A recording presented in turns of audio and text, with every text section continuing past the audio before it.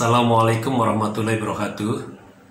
Jumpa lagi di Koko Channel, channelnya Orang Optimis. Pada kesempatan yang baik ini, pada tanggal 17 Agustus, sudah sepantasnya dan sepatutnya kita sebagai anak bangsa ikut mengucapkan selamat hari ulang tahun untuk Republik Indonesia yang ke-75. Semoga sehat bangsaku, selamat bangsaku, dan jaya bangsaku, dan merdeka. Pada kesempatan yang baik ini pula bahwa saya sedikit akan menyinggung mengenai kenapa beberapa perusahaan sebagian mempunyai pertumbuhan yang signifikan, justru banyak perusahaan juga yang mempunyai pertumbuhan yang sangat lambat, bahkan cenderung berjalan di tempat. Sudah selayaknya bahwa perusahaan pasti mempunyai suatu strategik, mempunyai suatu taktik bagaimana bisa memenangkan pertarungan, persaingan di pasar melawan kompetitor-kompetitornya. Saudaraku, sahabatku, bahwa tidak sedikit perusahaan mempunyai pertumbuhan growing yang sangat lambat ataupun pelan. Hal ini bukan dikarenakan perusahaan tersebut tidak mampu ataupun infrastruktur perusahaan tersebut tidak mensupport atau tidak memenuhi, namun lebih dikarenakan karena situasi di internal yang belum selesai. Banyak perusahaan-perusahaan yang dipercayakan kepada para profesional, dipercayakan kepada senior-senior leader yang justru mereka kurang terfokus, justru mereka tidak konsentrasi dalam mengurus perusahaan karena mereka melakukan office politik. Kita tahu bersama bahwa office politik tidaklah bisa dihindari di dalam suatu perusahaan. Apalagi perusahaan tersebut adalah perusahaan keluarga, di mana mungkin CEO-nya, direkturnya dipegang ayahnya atau ibunya, kemudian finance-nya dipegang oleh anaknya, marketingnya dipegang oleh menantunya, produksi dipegang oleh keponakan, dan lain sebagainya. Tentunya hal ini seringkali tidak diurus secara profesional, sehingga perusahaan mempunyai organisasi, mempunyai operasional yang semuanya berinduk kepada pengaruh, yang semuanya berinduk kepada kekuasaan, di mana masing-masing departemen mempunyai kekuasaan.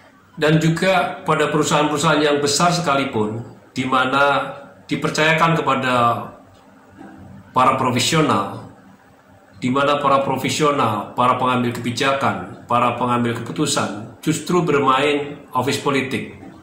Mereka ingin mempunyai posisi yang tinggi, mempunyai pengaruh yang besar, dan mereka mempunyai kekuasaan yang tidak terbatas di dalam perusahaan tersebut, sehingga cenderung membuat kelompok-kelompok, membuat geng, sehingga laju daripada perusahaan justru akan terpengaruh, diakibatkan oleh karena konsentrasi di dalam organisasi, bukan bagaimana berkompetisi untuk mengalahkan kompetitor di luar. Justru mereka menghabiskan tenaga, waktu, energi untuk memikirkan bagaimana mereka bisa mendapatkan kekuasaan, mendapatkan jabatan, dan bisa mendirikan kerajaan-kerajaan kecil di dalam perusahaan tersebut.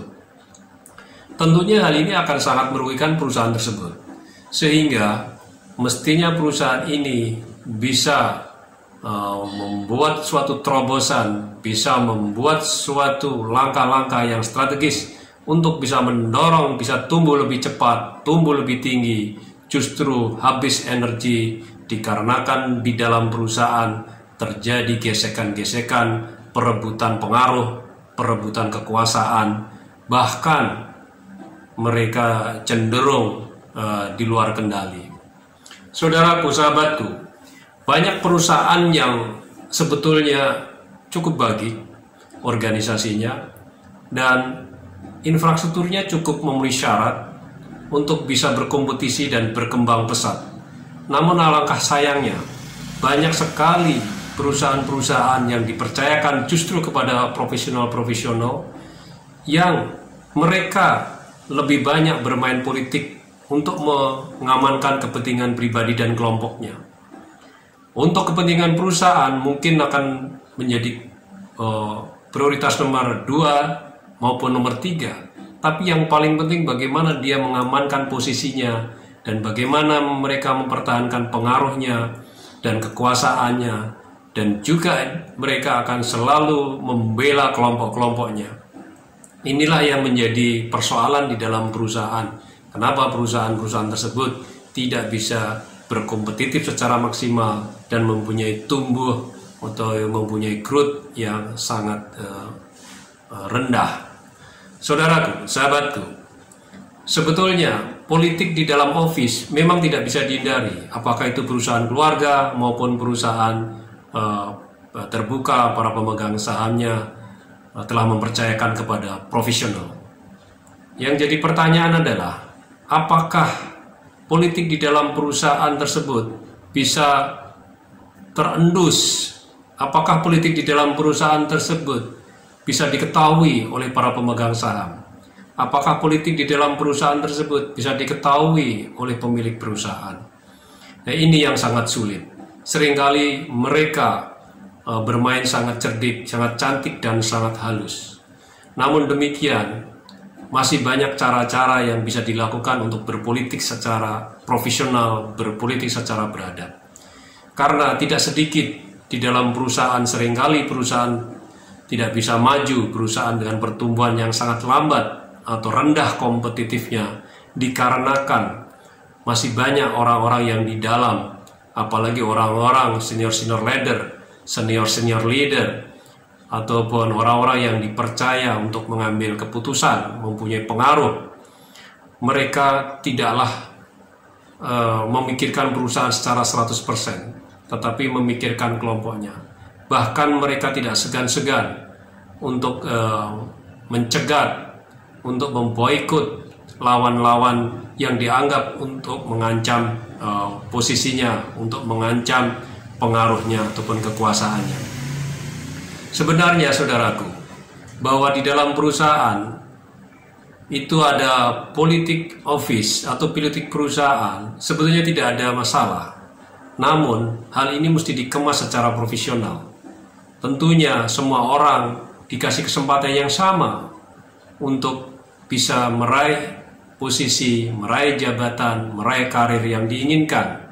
Tentunya hal ini harus dibuat suatu sistem di mana sistem tersebut mengadopsi, sistem tersebut bisa mewadahi untuk semua karyawan bagaimana bisa berprestasi, bagaimana bisa menyodorkan performa yang terbaik sehingga dia bisa mendapatkan jabatan, posisi, dia bisa mendapatkan kekuasaan dengan cara yang benar, profesional, dan beradab. Bukan dengan cara menghalalkan segala cara, ingin mencapai posisi jabatan, namun mereka menghambat kinerja atau orang yang ingin mencapai jabatan yang sama. Bahkan mereka rela, tega menghilangkan kesempatan atau jabatan orang lain. Alangkah hal ini sangat disesalkan apabila terjadi di perusahaan-perusahaan yang sebenarnya mereka bisa berkarya secara profesional. Saudaraku, sahabatku, apabila Anda sebagai seorang leader, sebagai pemimpin, sebagai orang yang dikasih wewenang untuk mengambil keputusan, untuk mengambil langkah, mempunyai wewenang untuk mengatur perusahaan, janganlah Anda berpolitik di dalam perusahaan secara serampangan. Aturlah perusahaan tersebut dengan cara yang profesional, dengan cara mendevelop suatu sistem di mana ditentukanlah yang namanya Key Performance Indicator KPI yang jelas untuk semua posisi, untuk semua layer, sehingga akan terjadi kompetisi yang kuat di dalam untuk mendapatkan posisi-posisi penting dengan cara mengukur prestasinya, dengan cara mengukur performanya, sehingga setiap anak tangga posisi bisa dikejar oleh setiap karyawan dengan cara yang adab, dengan cara yang profesional, dengan cara mereka bekerja keras, dengan cara mereka berpikir, dengan cara mereka membuat terobosan, sehingga mereka mendapatkan performance yang maksimal, mendapatkan hasil yang maksimal, sehingga mereka layak untuk mendapatkan reward, apakah itu pengaruh, apakah itu naik jabatan, apakah itu posisi, dan seterusnya. Sehingga apabila Anda menjadi leader atau Anda menjadi orang yang dipercaya oleh pemegang saham ataupun orang-orang yang mempunyai kekuasaan yang sangat luas di dalam perusahaan, buatlah suatu sistem yang betul-betul bisa dipertanggungjawabkan secara profesional. Buatlah yang namanya performance appraisal dengan KPI yang jelas, dengan key performance indicator yang jelas, sehingga setiap orang bisa mempunyai kesempatan untuk berkarir, bisa mempunyai kesempatan untuk naik jabatan, bisa mempunyai kesempatan untuk menambah kekuasaan dan pengaruh di dalam perusahaan yang diwadahi dengan cara dan sistem yang profesional pula. Saudaraku, sahabatku, jadilah orang yang jujur untuk mengakui diri sendiri, di manakah kemampuan kita, di manakah kepiawaian kita, di manakah skill kita, kecerdasan kita untuk mendapatkan performance secara baik dan benar, tentunya dengan cara beradab, sehingga Anda akan mendapatkan posisi-posisi yang strategis, posisi-posisi yang tinggi, mempunyai pengaruh dan kekuasaan yang tinggi di dalam perusahaan dengan cara memang betul-betul Anda memberikan hasil yang maksimum, memberikan performance yang maksimum. Sekali lagi, tip dari saya, jangan Anda ingin kaya, tetapi Anda membuat orang lain sulit untuk kaya, bahkan orang lain menjadi miskin. Jangan Anda menginginkan suatu jabatan yang tinggi, namun Anda menghambat orang lain untuk mendapatkan jabatan yang tinggi, bahkan Anda menghilangkan jabatan orang lain. Jangan Anda ingin pandai, tetapi membuat orang lain bodoh, bahkan menutup orang lain untuk bisa jadi pandai.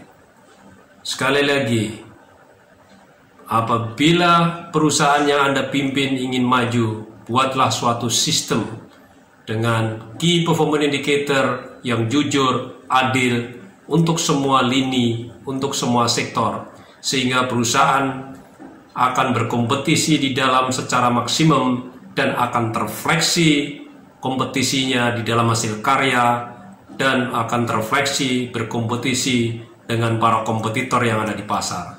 Demikian ulasan singkat dari saya. Mudah-mudahan hal ini menjadi pemicu, mudah-mudahan hal ini menjadi ilustrasi inisiatif dan mendorong, memotivasi teman-teman yang menjadi profesional, yang menjadi pejabat, yang mempunyai kekuasaan untuk mengambil keputusan, untuk bisa melakukan hal ini secara baik dan benar, sehingga posisi-posisi tersebut tidak akan mudah tergoyahkan dengan keadaan, lingkungan, dan kompetisi seberat apapun. Demikian dari saya. Wassalamualaikum warahmatullahi wabarakatuh.